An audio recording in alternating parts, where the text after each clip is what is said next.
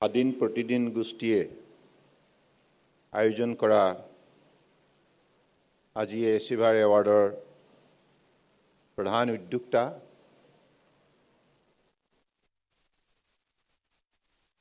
আৰু এই গোষ্ঠীৰ মাননীয় অধ্যক্ষ শ্ৰদ্ধেয় জয়ন্ত বৰুৱা ডাঙৰীয়া, বিশিষ্ট অতিথি ডিব্ৰুগড় বিশ্ববিদ্যালয়ৰ মাননীয় উপাচাৰ্য ডক্টৰ জিতেন হাজৰিকা ডাঙৰীয়া, আজি সভাত উপস্থিত থকা পৰম পূজনীয় অসমৰ বিভিন্ন সত্ৰৰ সত্ৰাধিকাৰ প্ৰভুসকল, বিভিন্ন বিশ্ববিদ্যালয়ৰ মাননীয় উপাচাৰ্যসকল, বিভিন্ন মহাবিদ্যালয়ৰ মাননীয় অধ্যক্ষসকল আৰু আজি সভাত এচিভাৰ এৱাৰ্ডৰ যোগেদি বিভিন্নগৰাকীক বিভিন্ন কৰ্মপথাৰত তেখেতসকলে আগবঢ়োৱা উল্লেখযোগ্য অৱদানৰ বাবে সন্মান জনোৱা বিশিষ্ট আমন্ত্ৰিত অতিথিসকল, উপস্থিত আমাৰ অসম চৰকাৰৰ মাননীয় মন্ত্ৰী বিমল বৰা ডাঙৰীয়া, প্ৰাক্তন মন্ত্ৰী সঞ্জয় কিষাণ ডাঙৰীয়াৰ লগতে সভাত উপস্থিত থকা বিভিন্ন ৰাজনৈতিক দলৰ মাননীয় বিশিষ্ট বিষয়ববীয়াসকল আৰু অসম চৰকাৰৰ মাননীয় বিষয়া কৰ্মচাৰীসকল, ডিব্ৰুগড় বিশ্ববিদ্যালয়ৰ মাননীয় বিশিষ্ট অধ্যাপক অধ্যাপিকাসকল, শিক্ষক শিক্ষয়িত্ৰীসকল, গৱেষকসকল আৰু উপস্থিত ছাত্ৰ ছাত্ৰীসকল, জয় জয়তী আজি সুভাষখনত সমবেত হোৱা আপোনালোক সকলোৰে প্ৰতি মই মোৰ গভীৰ শ্ৰদ্ধা জ্ঞাপন কৰিছোঁ। স্বাধীন প্ৰতিদিন গোষ্ঠীৰ কথা আমি সকলোৱে জানো, প্ৰতিগৰাকী অসমীয়াই ভালদৰে জানে যে সংবাদ গোষ্ঠীয়ে নিৰ্ভীকতাৰে, একাগ্ৰতাৰে, দৃঢ়তাৰে জনতাৰ কণ্ঠস্বৰ প্ৰতিনিধিত্ব কৰে। গতিকে আজি ইতিমধ্যেই জয়ন্ত বৰুৱা ডাঙৰীয়াই তেখেতৰ আদৰণি ভাষণত উল্লেখ কৰিছে যে এই গোষ্ঠীৰ দীৰ্ঘদিনীয়া যাত্ৰাৰ কথা আৰু ভিডিঅ' ক্লিপিঙৰ যোগেদি অসমৰ বিভিন্ন ঘটনা পৰিঘটনা কেনেধৰণে এই গোষ্ঠীয়ে বিভিন্ন সময়ত বিতংভাৱে ব্যাখ্যা দাঙি ধৰিছে, এই কথাবিলাকো তেখেতসকলৰ বক্তব্যত প্ৰকাশ পাইছে। গতিকে মই আজি এইখন সভালৈ আহি মোৰ বিষয়ে যিবিলাক কথা ইয়াত কোৱা হ'ল, মই অত্যন্ত ভক্তিভাৱেৰে সকলোকে আবেদন জনাওঁ যে সকলো সময়তে মোক আপোনালোকে যেনেধৰণে ডাঙৰ দীঘল কৰিছে তেনেধৰণে আপোনালোকে সদায় যেন এই অভাজনৰ প্ৰতি আপোনালোকৰ মৰম চেনেহ অটুট ৰাখে। কাৰণ এটা সাধাৰণ পৰিয়ালৰ, খেতিয়ক পৰিয়ালৰ, বানবিধ্বস্ত অঞ্চলৰ এটি পৰিয়ালৰ সন্তান হিচাপে মই অসমৰ জনগণৰ যিখিনি মৰম চেনেহ পাইছোঁ মই কেতিয়াও পাহৰিব নোৱাৰোঁ। আজি মোৰ এই যিটো পৰিচয় কেন্দ্ৰীয় মন্ত্ৰী, এই পৰিচয় প্ৰদান কৰাৰ অন্তৰালত আপোনালোকৰে শতকৰা 100% অৱদান আছে। এই মোৰ ব্যক্তিগত পৰিচয় নহয়, এইটো আপোনালোকে দিয়া পৰিচয়। গতিকে সেইকাৰণে মই অসমৰ জনগণৰ ওচৰত চিৰঋণী, চিৰকৃতজ্ঞ। আৰু মই ভাবোঁ যে এই মুহূৰ্তত অসমৰ বৰাক ব্ৰহ্মপুত্ৰ পাহাৰ ভৈয়ামত বসবাস কৰা বৃহত্তৰ অসমীয়া সমাজখনে ঐক্যবদ্ধভাৱে আমি আগুৱাই যোৱাৰ নিমিত্তে নিষ্ঠাৰে সংকল্পবদ্ধ হ'ব লাগিব, প্ৰতিজ্ঞাবদ্ধ হ'ব লাগিব। কাৰণ যুগৰ পৰিৱৰ্তন হৈছে, আমি সকলোৱে দেখিছোঁ, উপলব্ধিও কৰিছোঁ। গতিকে এই মুহূৰ্তত একবিংশ শতিকাত যিটো পৃথিৱীৰ বুকুত প্ৰতিযোগিতা আৰম্ভ হৈছে, এই প্ৰতিযোগিতা ইতিবাচক দৃষ্টিভংগীৰে আমি বিশ্লেষণ কৰি এই প্ৰতিযোগিতাত অংশগ্ৰহণ কৰি দক্ষতাৰে, দৃঢ়তাৰে আমাৰ শ্ৰেষ্ঠতা প্ৰতিপন্ন কৰিব লাগিব। মই আজি বিশ্বাস কৰোঁ যে উঠি অহা প্ৰজন্মই বিশেষকৈ বৰ্তমান সময়ত সমাজখনে যিমানবিলাক প্ৰত্যাহ্বানৰ সন্মুখীন হৈছে, এই প্ৰত্যাহ্বানবিলাক তেখেতসকলে ইতিবাচক দৃষ্টিভংগীৰে মূল্যাংকন কৰিব আৰু কৰিব লাগিব। আমাৰ মান, সন্মান, স্বাভিমান যদি আমি জীয়াই ৰাখিব বিচাৰোঁ, নিশ্চিতভাৱে যুক্তিসংগতভাৱে আমি গোটেই পৰিস্থিতিৰ পৰ্যালোচনা কৰিব লাগিব আৰু ইয়াৰ সমাধানৰ বাবে ঐক্যবদ্ধভাৱে আমি ইয়াৰ সমাধানৰ সূত্ৰ উদ্ভাৱন কৰিব লাগিব। আৰু পৃথিৱীৰ সমস্যা সাগৰতে সমাধান বৰ্তি থাকে। গতিকে সেইকাৰণে সমস্যা দেখি কেতিয়াও হতাশ নহ'বা। সমস্যাৰ মাজতে সমাধানৰ সূত্ৰ লুকাই থাকে। গতিকে সেইবাবে পৃথিৱীৰ মানৱ সভ্যতাই বিভিন্ন সময়ত সন্মুখীন হোৱা প্ৰত্যাহ্বানৰ যোগ্য প্ৰত্যুত্তৰ দিবৰ বাবে সমস্যাক গভীৰভাৱে অধ্যয়ন কৰি আছে আৰু সেই অধ্যয়নৰ মাজতেই সেই সূত্ৰ আৱিষ্কাৰ কৰিছে। গতিকে মই ভাবোঁ যে অসমীয়া সমাজখনৰ সেইখিনি দক্ষতা, যোগ্যতা, দৃঢ়তা, একাগ্ৰতা আছে আৰু সেইখিনি মহাশক্তিক লৈ আগন্তুক দিনত এইখন সমাজক ভাৰতবৰ্ষৰ এখন শ্ৰেষ্ঠ সমাজ হিচাপে গঢ়ি তুলিব লাগিব। আৰু বিশ্বজয় কৰাৰ বাবে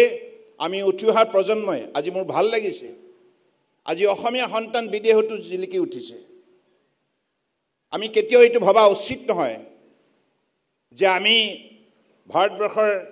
এটা চুকত আমি বসবাস কৰোঁ।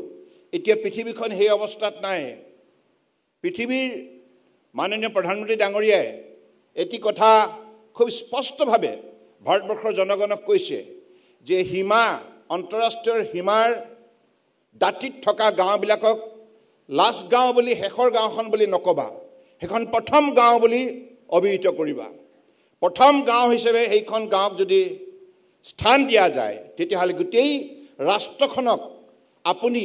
সঠিকভাৱে সজাই তুলিব পাৰিব। গতিকে সেইবাবে মই ভাবোঁ যে অসমৰ বুকুত জন্ম লাভ কৰা প্ৰতিগৰাকী সন্তানে সৌভাগ্যৱান আৰু এইখন সমাজতেই বহু মহান মনীষীসকলে জন্ম লাভ কৰিছে। প্ৰবাদ পুৰুষসকলে বহুখিনি আমাৰ বাবে অৱদান দি গৈছে। মই তেখেতসকলৰ গোটেইখিনি নাম ল'ব বিচৰা নাই, আপোনালোকে সকলোৱে জানে। আমাৰ মহান মনীষীসকলে তেখেতসকলৰ জীৱনজোৰা সাধনাৰ অন্তত যি অমৰ সৃষ্টি কৰি গৈছে, সি আধ্যাত্মিক জগতত হওক, সামাজিক জগতত হওক, সাংস্কৃতিক জগতত হওক, এই সকলো ক্ষেত্ৰতেই যিখিনি মূল্যবোধৰ জ্ঞান প্ৰদান কৰি গৈছে, সেইখিনি হৈছে আমাৰ বাবে আটাইতকৈ ডাঙৰ অস্ত্ৰ, যুক্তি অস্ত্ৰ, শক্তিৰ অস্ত্ৰ, আত্মবিশ্বাসৰ অস্ত্ৰ। আৰু সেই অস্ত্ৰক লগত লৈ আমি বিশ্বজয় কৰাৰ বাবে ঢাপলি মেলিব লাগিব। গতিকে মই বিশ্বাস কৰোঁ স্বাধীন প্ৰতিদিন গোষ্ঠীয়ে আজি যিখিনি কাম কৰি আছে, নিৰ্ভীকতাৰে কৰি আছে। মই জয়ন্ত বৰুৱা ডাঙৰীয়াক এটি কথাত বিশেষভাৱে সদায় আন্তৰিকতাৰে শলাগ লওঁ। তেখেতে বেৰেলৰ যিটো সংস্কৰণ, যিটো তেখেতে উদ্যোগ ল'লে, এই উদ্যোগৰ যোগেদি তেখেতে এটা ডাঙৰ মানৱীয় চেতনা সমাজখনত জগাই তুলিলে। আমি প্ৰতিগৰাকী মানুহৰ প্ৰতি আমি সদায় দায়িত্বশীল হ'ব লাগে আৰু প্ৰতিগৰাকী মানুহৰ বাবে কাম কৰাৰ এটা মানসিকতা থাকিব লাগে। মানুহে মানুহৰ বাবে সেই দৃষ্টিভংগীৰে আজি কাম কৰাৰ বাবে জয়ন্ত বৰুৱা ডাঙৰীয়াক অসমৰ সমাজ জীৱনত বিশেষভাৱে ৰাইজে স্বীকৃতি প্ৰদান কৰিছে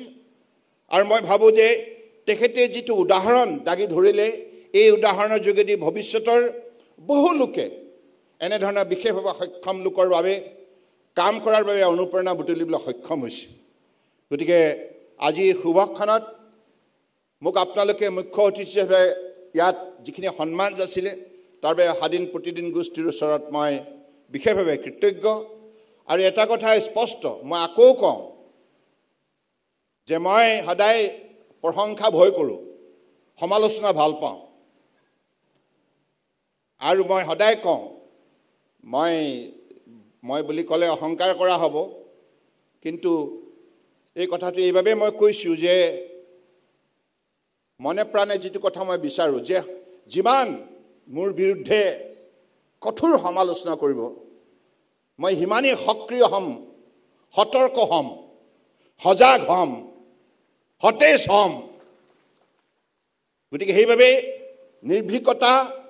সাংবাদিকতাৰ মহাস্ত্ৰ বুলি মই গণ্য কৰোঁ আৰু এই মহাশক্তি প্ৰয়োগ কৰিলে সমাজ সঠিকভাৱে সঠিক দিশত আগুৱাই যাবলৈ প্ৰত্যেকগৰাকী নাগৰিকে তেখেতসকলৰ সামাজিক দায়িত্বৰ কৰ্তব্যখিনিক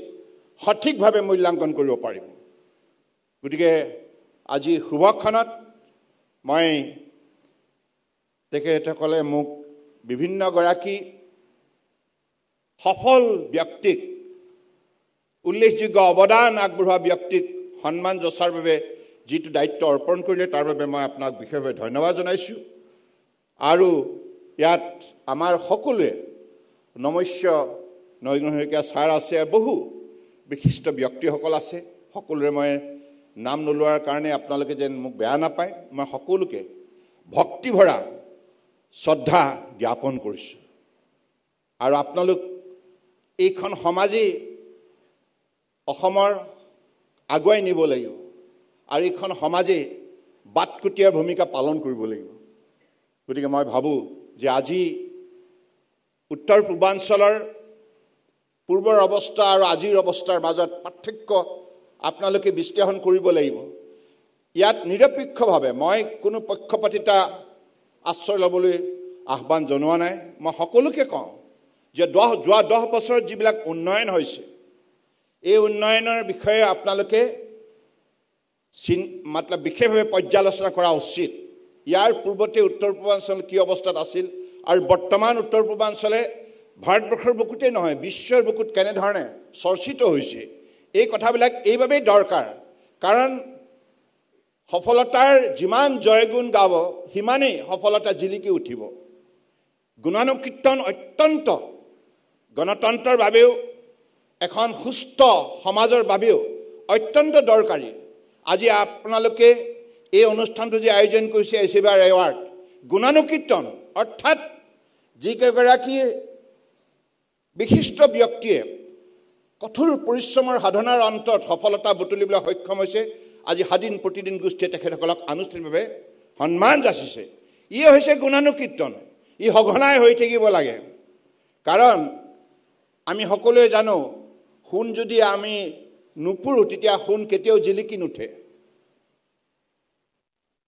if you want to shine Abdul Kalam সাহেবে কৈছে you will have to burn like a সান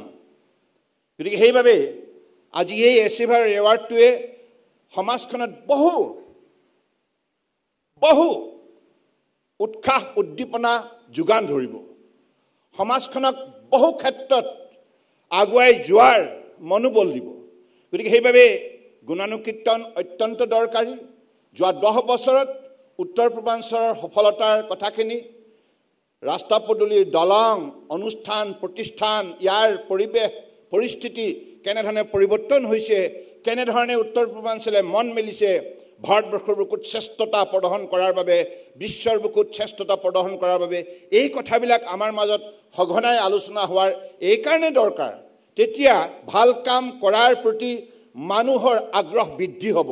স্পৃহা বৃদ্ধি হ'ব আৰু সেইটো থাকিলে সমাজখন সদায় সতেজ সজীৱ সক্ৰিয় সচেতন হৈ থাকিব গতিকে মই ভাবোঁ যে সেই দৃষ্টিভংগীৰে আমি